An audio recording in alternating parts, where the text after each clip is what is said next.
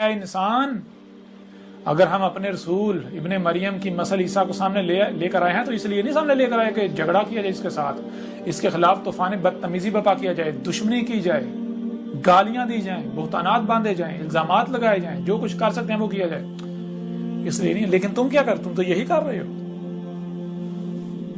ہم سامنے لے کر آئے، تم کیا کر رہے ہو؟ تم صرف اور صرف اللہ جدلا، تم صرف جدل کر رہے ہو ہمارے رسول کے ساتھ، ابن مریم کے مسئلے کے ساتھ۔ تو ذرا دیکھیں کیا آج صرف اور صرف جدل نہیں کیا جا رہا میرے ساتھ؟ کوئی ہے جو میری تصدیق کر رہا ہو؟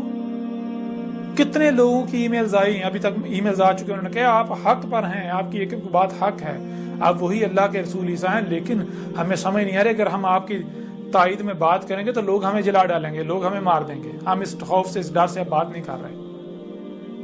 ٹھیک ہے، چھپے رہو۔ اور کیا کیا جا رہا ہے؟ صرف اور صرف جدل کیا جا رہا ہے، اور یہ خود کو علماء کہلوانے والے ہیں۔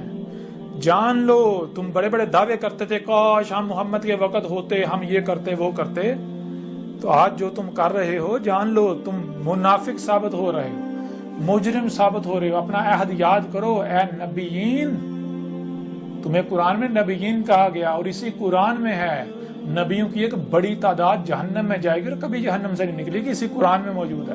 آج تک بتایا گیا کسی نے؟ بتایا کسی نے؟ یہ نہیں بتایا۔